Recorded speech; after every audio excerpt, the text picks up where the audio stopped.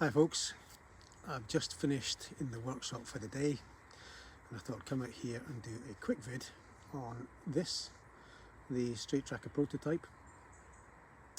There's been a few people inquiring as to actual dimensions and weight of the knife, so I thought I'd come out and do this just now because it's now passing out of the prototype stage and into the production stage. In fact, I've now named it. Not very inspirational perhaps, but I'll tell you why later. So it's the STV, the Origin STV, and that stands for the Straight Tracker Variants, and I'll explain why shortly. However, take the knife out of the sheath and the saw back.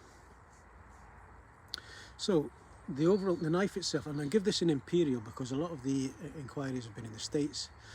In the UK, well, some of you are still used to working with imperial anyway, so I'm just going to give it in that. So the overall length of the knife from the butt to the tip is 14 inches. From this point, the back of the choil, to the tip is 8 5/8 of an inch. From the back of the draw knife section to the tip is 7 5/8. It's in 1/4 inch stock, and the weight of this particular model, because it will vary from model to model depending on choices that you make, is 26.7 ounces. And the scales on this one are Primali, and it's got custom made stainless steel bolts in 304 holding them on. These are removable. The scales are removable. At the butt end here, you've got 4mm hole. Now in imperial, I think that's just over 2/16. You've got 5mm, which is about 3/16, and you've got 10, which is 10mm, which is 0.4, I think, of an inch. This one here is 6.5, so that's just over 1/4. Now on this model here, the saw is the full length of the back, other than the front here, which has got the splitting swedge. And this is where the STV, the V part of it, comes in, the variants. If you don't want a full length saw, in fact, I've already got 2 of these on the go, and what I've done is I've modified this part here, so you've actually got a small thumb ramp or thumb platform on this point here. It will be ground square and it can be used for striking ferro rods. So the first 2 teeth, if you like, are missing off this. That thing gives like a 4.5 inch saw here with an inch and a half splitting swedge. Now if you contact me and you say, well, I don't want a saw, a period, but I want an anvil shape in here, I'll put that in. If you want a 3-inch saw at the back, I'll put a 3-inch in. So this area here, the spine of the knife, is your playground if you order one. You can choose to have, within reason, what you want on there.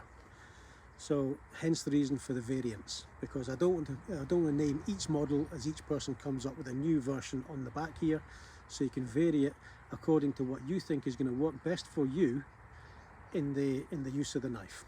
Okay. Now I didn't measure this. This section here is about 2.5 inches, and I think this section here is about 5 from there to there, but obviously the cutting length is a bit longer. It will come with the magnetic saw guard. However, I can't get red in this colour or in this thickness anymore, so what it's going to be is you'll have an option to have black or green as your saw guard. It will come with a Kydex sheath.